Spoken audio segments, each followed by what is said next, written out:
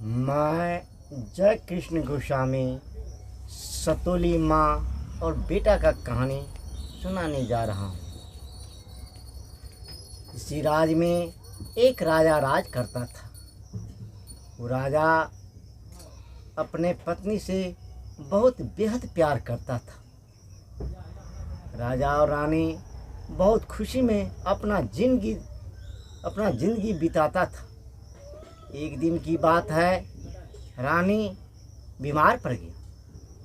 राजा ने अपने बीरबल से कह करके किसी वैद्य को बुलाया और वैद्य को बुलाने के बाद रानी का इलाज करने लगा।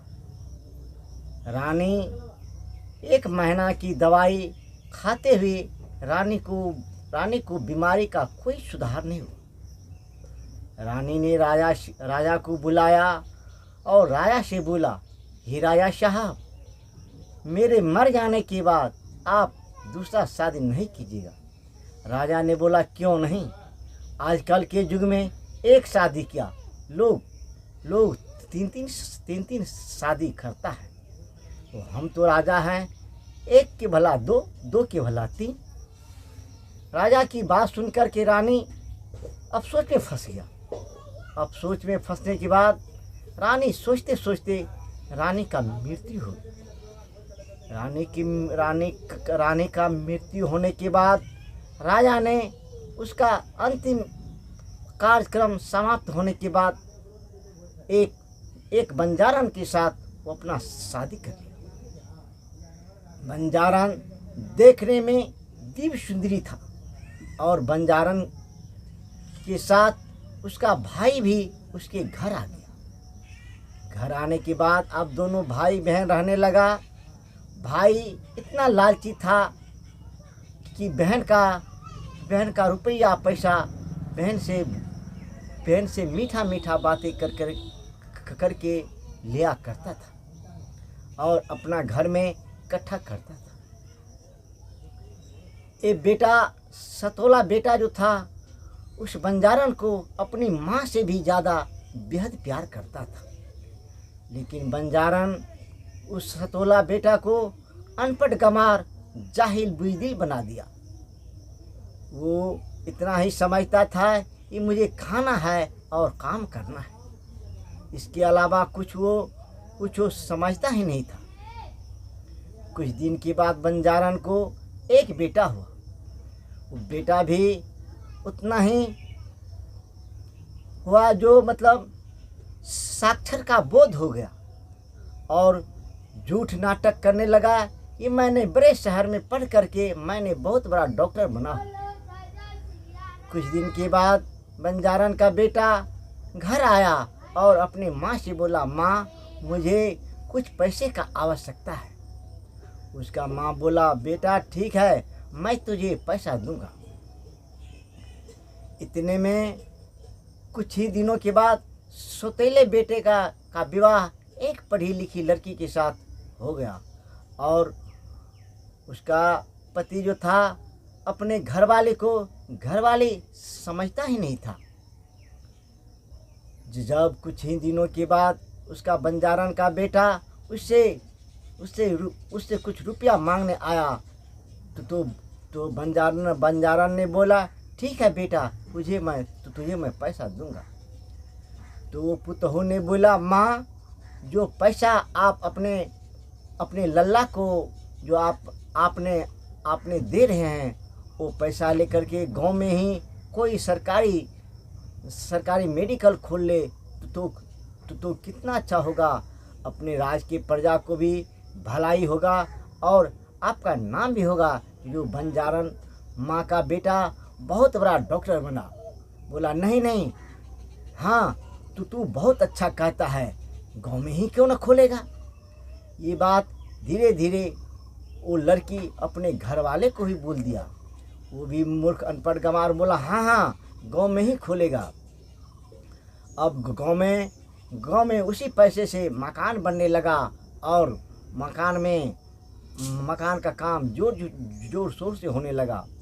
जोर शोर से होते होते मकान जब बन गया तो उस पे डॉक्टरी का बोर्ड लगाया और अनेक प्रकार का दवाई ला करके रख दिया। उनका पुतोहू ने क्या काम किया, पुलिस वाले को फ़ोन कर दिया कि सर इसको देखा जाए कि ओरिजिनल लाइसेंस है या नहीं। तो पुलिस वाले ने उस बंजारन का बेटा को आया और पूछने लगा, क्या तेरे पास ओरिजिनल कागजात है या नहीं। बोला, सर मेरे पास तो कोई ओरिजिनल कागजात है ही नहीं, मैं तो अपने माँ बाप को ठगने के लिए ये ढोंग रचा रखा था कि मुझे कुछ पैसा मिलेगा तो मैं बाज़ार में जा कर के अच्छा घर मकान बना लूँगा और ऐश करूँगा। लेकिन मेरी भाभी ने मुझे ऐसा जाल में फंसा लिया कि गाँव में ही हॉस्पिटल खुलवा दिया। सर मैं क्या कर सकता हूँ। पुलिस ने बोला, नहीं ऐसा नहीं हो सकता है, तुम्हें पकड़ करके जेल खाने में दिया जाएगा। अब उसकी माँ बंजारन वहाँ आया और पुलिस वाले से बोला, बेटा जो पैसा लेना हो ले लो और मेरे बेटे को छोड़ दो। इतने में बंजारन की बड़ी बहू अपने घर वाले के पास दौड़ता हुआ गया और बोला, क्या देखते हैं, आपका भाई कितना ढोंग किया कि झूठ फूस का कागज लेकर के आपका रुपया फंसा करके हॉस्पिटल खोल दिया और उसे कोई कागजात नहीं था। आपके भाई को पकड़ करके पुलिस वाला ले जा रहा है। बोला, ठीक है ले जाने दो। अब बंजारन का फराशत वाला बेटा मुनीम जी से बोला, देखो आज से पूरे साल का उपज का काम धाम का पैसे का हिसाब हमें देना। कुछ ही दिन बीत जाने के बाद बंजारन का भाई ने बंजारन से बोला, बहन मुझे कम से कम 50,000 रुपये दो। बंजारन ने बोला, मैं कैसे दूं, पैसा तो बड़े वाले लड़के ने मुनीम जी से बोल दिया है, ये सारा हिसाब मुझे देना। बंजारन का भाई ने बोला, क्यों नहीं, मैं खुद मुनीम जी से बोल दूंगा कि वो बही में लिख देगा कि इस बार गोदाम में आग लग गया और 50,000 का घाटा पड़ गया। ये बात सुन करके उसकी बहन ने उसे 50,000 रुपये दे दिया और उसी में से 10,000 रुपये मुनीम जी को दे दिया। मुनीम जी ने कागजात पे लिख दिया, बही पे लिख दिया, जो इस बार गोदाम में आग लग गया। गोदाम में आग लगने के बाद 50,000 का घाटा पड़ गया। जब पूरी साल बीत गया तो बीतने के बाद वो बंजारन का बड़ा बेटा सौतेला मुनीम जी से पूछा, ओ मुनीम जी पूरे साल में कितना आमदनी हुआ। तो मुनीम जी ने बोला, मैं क्या बताऊं, गोदाम में आग लग गया, आग लगने के कारण 50,000 का घाटा पड़ गया। तो वो तो मूर्ख का मार जाहिल था ही। उसकी घरवाली ने झट से बोला, लाओ बही मैं देखता हूँ। मुनीम जी के हाथ से बही को छीन लिया और अपने पति से बोला, क्या आप तो सब दिन घर पे ही हैं, इसी दिन गोदाम में आग लगा तो आपको मालूम पड़ा। तो उन्होंने बोला, नहीं मुझे मालूम नहीं पड़ा। बोला, आज से ये बही और मुनीम जी का काम मैं संभालूंगा। ये मुनीम जी कोई काम का लायक नहीं है। उसका बड़ा बेटा बंजारन का बड़ा बेटा सौतवाला एक लाठी लिया और मुनीम जी को मारते मारते बदहोश कर दिया और पुलिस को बुला करके उसको जेल खाने में भर्ती कर दिया। अब बंजारन का बड़ी पुतहू मुनीम जी का काम संभालने लगा। इतने में बंजारन का बड़ी पुतहू को पेट में बच्चा रह गया। पेट में बच्चा रहने के बाद उनका समधी को ये बात मालूम पड़ा कि मेरा बेटी गर्भवती है। उन्होंने घर से अनेक ढंग का मिठाई फल फूल ले करके उसके यहाँ आया और साथ में 1 किलो केसर खरीद के ले आया और अपने समधिनी बंजारन को दे दिया। अब बंजारन मन ही मन सोचने लगा, ये लड़की बहुत तेज है, ये ये हमें दिन प्रतिदिन हमें हमें हमें परेशान करता है। मैं क्यों ना इसका पत्ता को ही साफ कर दूं। उन्होंने क्या किया, अपना अलमारी खोला और अलमारी से विष निकाल करके उस केसर में डाल दिया।